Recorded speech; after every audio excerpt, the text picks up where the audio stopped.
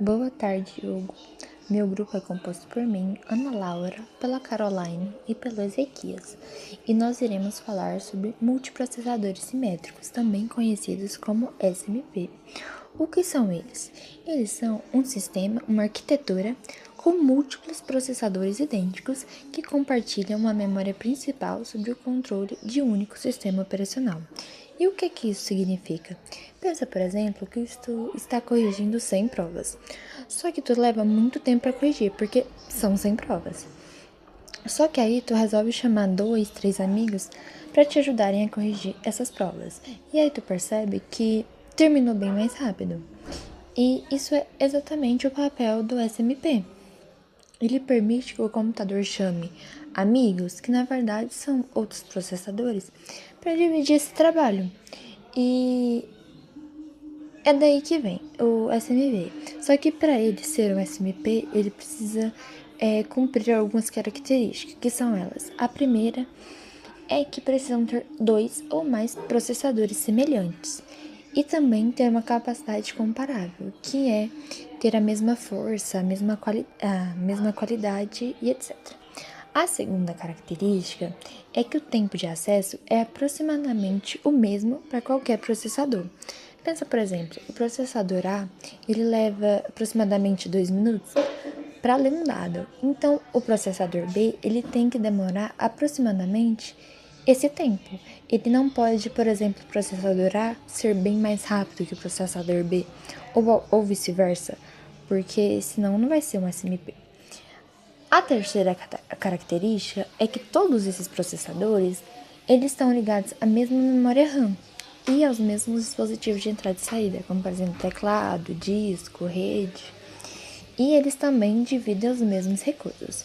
A característica 4 é que os processadores são idênticos, e é daí que vem o nome simétrico. Então não adianta um ser super mais rápido e lento, igual eu disse anteriormente. A característica 5 é que o sistema operacional integrado nessa arquitetura, ele gerencia ao mesmo tempo todos esses processadores e os seus programas. A segunda pergunta diz: como é a arquitetura de um computador SMP padrão? E ela organiza-se da seguinte forma: eu dividi aqui em 4 pontos, em 4 tópicos. Primeiro, na arquitetura física, nós temos os processadores. Então, cada um desses processadores, ele é independente e completo, onde cada processador ele tem a sua própria unidade de controle e também os seus próprios registradores. O segundo tópico é o acesso compartilhado. Bom, onde que eles buscam esses dados? Todos eles compartilham o mesmo caminho. Então, existe um mecanismo, que é o mecanismo de interconexão, que geralmente é um barramento, que ligam todos esses processadores à memória principal e também aos dispositivos de entrada e saída. O terceiro tópico é a comunicação.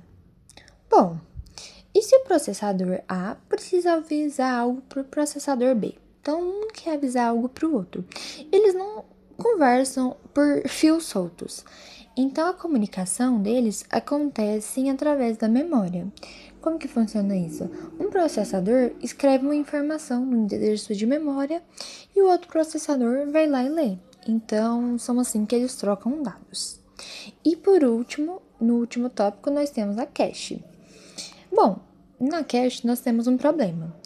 Se todos esses dispositivos se todos esses processadores acessam a memória principal ao mesmo tempo, ele vai ficar lento.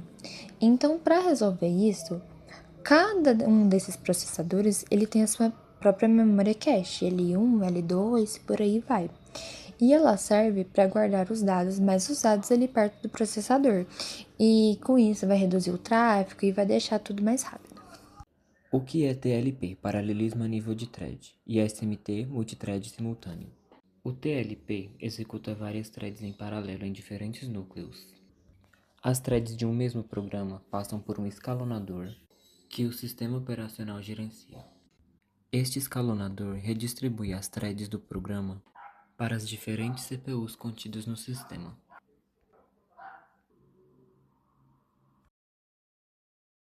Nesse modelo, o programador é responsável por estruturar a aplicação de forma paralela.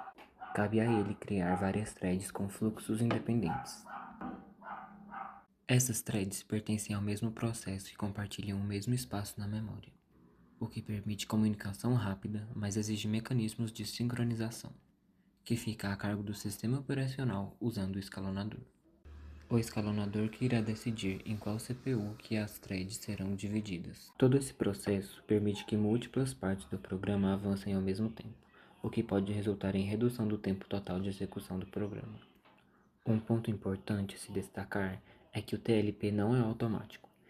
Ele depende do programador de fazer uso eficiente dos recursos disponíveis.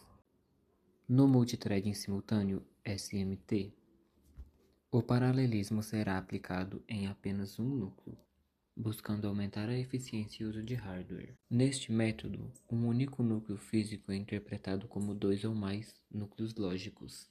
Visando maior eficiência do uso do núcleo físico, o sistema operacional irá se utilizar das partes do núcleo frequentemente ociosas, devido à dependência de dados, hazards de pipeline ou latências de acesso à memória.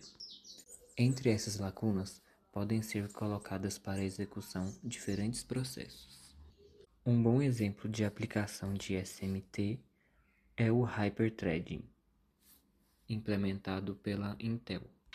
Essa técnica interpreta um núcleo físico como 2 núcleos lógicos. 2 processos podem estar sendo executados simultaneamente neste mesmo núcleo, sem o perigo de um afetar o outro.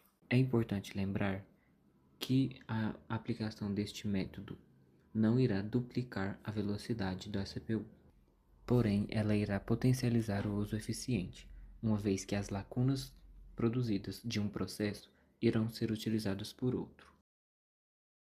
Onde o programador entra na programação de uma aplicação multiprocessada. Número 1. Criar paralelismo. Em sistemas multiprocessados como arquiteturas SMP, o desempenho de uma aplicação não depende apenas do hardware disponível, mas também de como o software é programado. Não adianta os recursos existirem, mas não serem utilizados. Nesse contexto, o programador é fundamental. Ele deve fazer com que o programa use todos os recursos disponíveis. Número 2. Bom uso dos recursos. O desenvolvedor, ao fazer o programa, deve ter a maestria de balancear o uso dos recursos.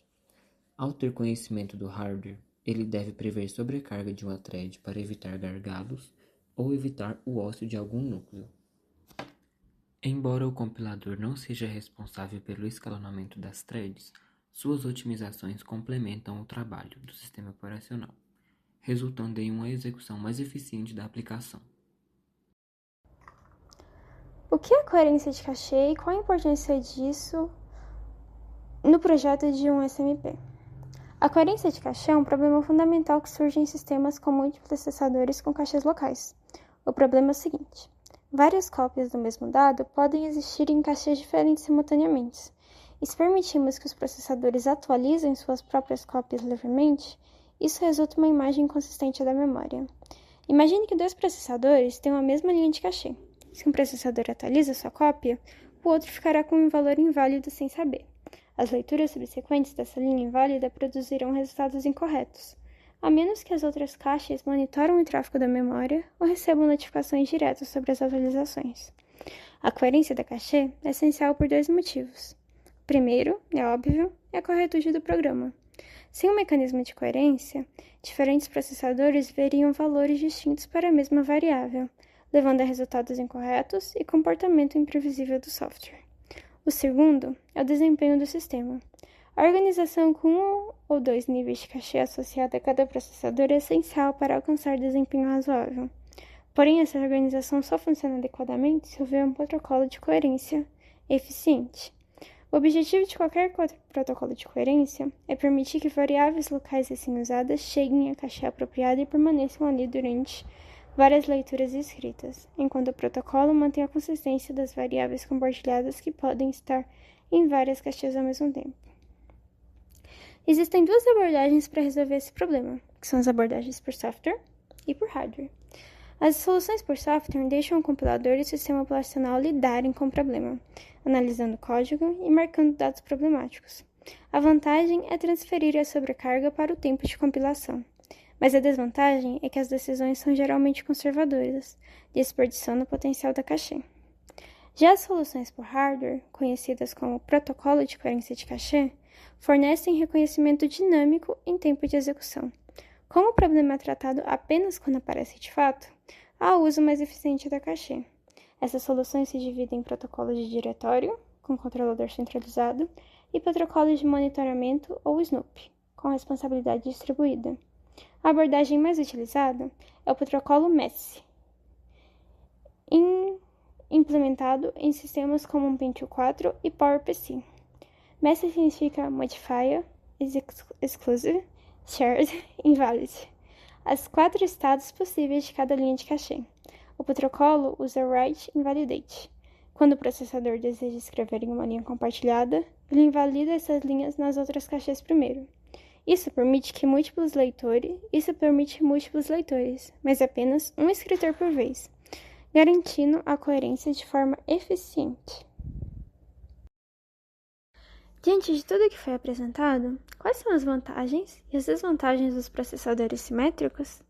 Antes, vamos lembrar que, em um processador SMP, o sistema operacional faz o agendamento de processos ou threads por meio de todos os processadores disponíveis, o que permite aproveitar melhor os recursos dos sistemas.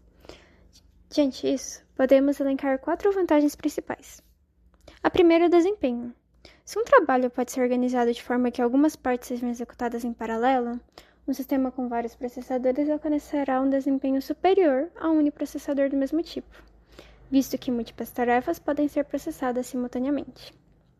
A segunda é a disponibilidade. Como todos os processadores de um SMP podem executar as mesmas funções, a falha de um único processador não paralisa o sistema.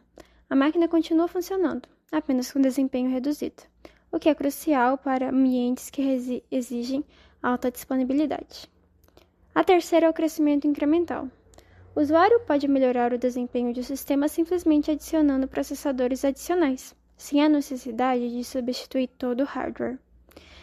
E por fim, a quarta vantagem é a escalabilidade, que permite que fornecedores ofereçam uma série de produtos com diferentes preços e características de desempenho baseada no número de processadores configurados, facilitando a escolha adequada a cada ambiente.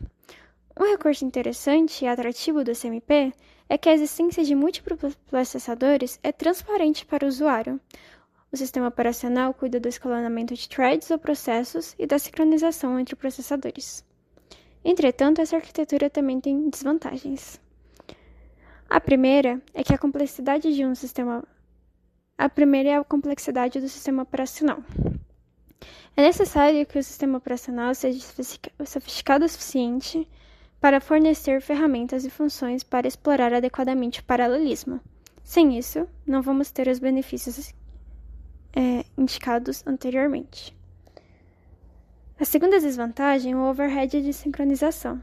O controle de acesso a recursos compartilhados e a coordenação entre processadores gera sobrecarga, que pode reduzir os ganhos de desempenho, especialmente em sistemas com muitos processadores. A terceira desvantagem é a limitação da escalabilidade. À medida que o número de processadores aumenta, surgem gargalos como a contenção de barramento e de memória compartilhada.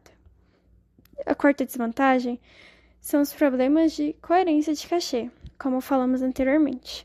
Manter a consistência de dados entre múltiplos caches requer protocolos complexos, e isso pode gerar tráfego adicional no barramento. E a última desvantagem é que nem todas as aplicações se beneficiam igualmente desse paralelismo. Programas essencialmente sequenciais ou com pouco paralelismo não se aproveitam de múltiplos processadores, tornando o investimento em SMP menos vantajoso.